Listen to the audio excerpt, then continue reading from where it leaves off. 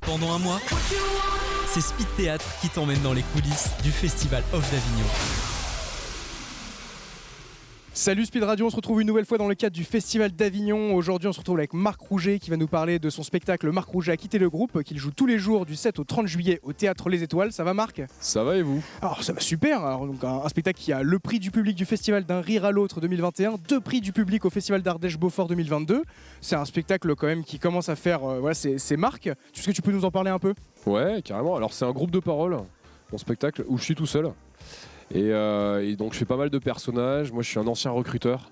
Donc j'ai observé les gens, les rapports humains, etc. Et je tape pas mal sur les mauvais managers.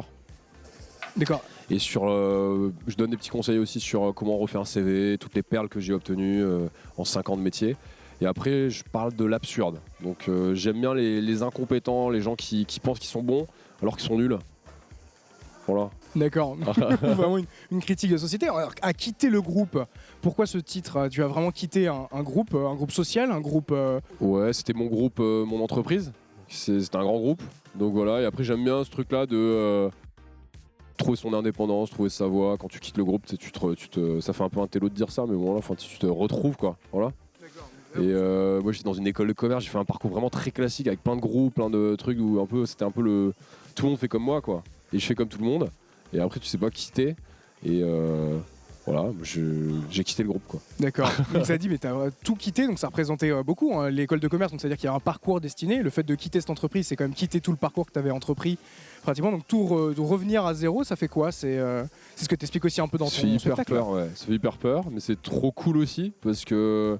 Je sais pas, il y avait un gars qui disait ça, j'aimais bien. Il dit il y a 2 types de personnes, ceux qui disent oui et ceux qui disent non. Ceux qui disent oui, ils vont être gratifiés par l'aventure qu'ils vont vivre, et ceux qui disent non, ils vont être gratifiés par la sécurité qu'ils vont avoir.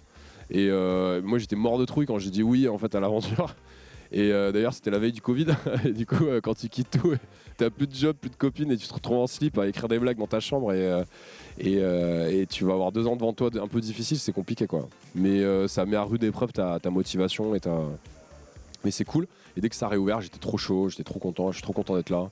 Discuter avec les gens qui sont trop contents d'être là aussi. Franchement, donc le spectacle est quasiment complet tous les jours là.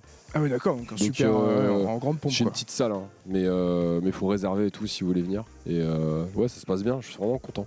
J'espère que ça va durer. Donc un champ lexical quand même, la peur, la peur, le stress. Mais alors t'abordes ça avec humour. Comment tu fais pour donner de l'humour dans ces quelque chose qui est assez complexe. J'aime bien le décalage, parlant. moi. Ouais, comme je dis, la compétence et l'incompétence. Je trouve que ça, la compétence perçue ou incarnée ou qu'on pense avoir et l'incompétence qu'on est en fait. Et je sais pas, ça en général, ça crée du rire.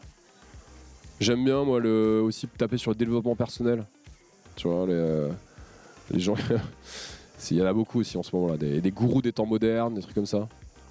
Donc je défonce un peu tout ça, mais gentiment toujours. Je fais pas trop de mal. D'accord. Voilà. Donc c'est quand même un spectacle qui est issu d'un déclic. C'est pas quand même quelque chose qu'on fait de tout quitter, même pour monter un spectacle. C'est pas comme si un soir on mange pas une salade de concombre et après voilà on va faire un spectacle. C'est quoi le déclic pour vous ? J'ai fait du théâtre depuis que j'ai 15 ans. Après j'ai eu un peu peur, tu vois, à 18 ans de tout quitter pour me retrouver avec un sarouel, tongs chaussettes et cracheur de feu à 18 ans, tu vois. Je me suis dit, bon là, fais des études un peu, j'ai suivi mes parents. Et l'école de commerce, c'est quand même une cuite qui dure 4 ans et qui coûte 40 000 €. Donc mauvais choix. Et donc voilà, après j'ai réalisé que En fait, les vieux fantômes, ils sont toujours là, je trouve. Les trucs qu'on essaie de pas voir, en fait, ils viennent nous hanter. Genre en mode, mais pourquoi tu fais pas ça ? T'es vraiment une merde dans ton bureau. Il y a Orelsan qui dit quelle audace devant ton PC en comptabilité ou un truc comme ça. J'adore, tu vois. Il y a Orelsan qui m'a parlé, il y avait des vieux démons, il y a mes trucs. À un moment, tu te dis, YOLO quoi, mais tu connais, hein, t'as capté. Et tu décales ça, tu rends ça avec humour, c'est génial. Est-ce qu'il y a un dialogue avec le public ? Parce que tu illustres plusieurs personnages qui ont tout sur l'histoire. Est-ce que tu réalises des sketchs avec différents moments, des anecdotes ? Tu as un dialogue vraiment avec le public ? Je les incarne, je les induis dans le dialogue, je les implique dans le dialogue. Ouais, carrément. Sinon c'est trop chiant, sinon c'est une conférence TEDx quoi. C'est bonjour, je vais vous expliquer. Non.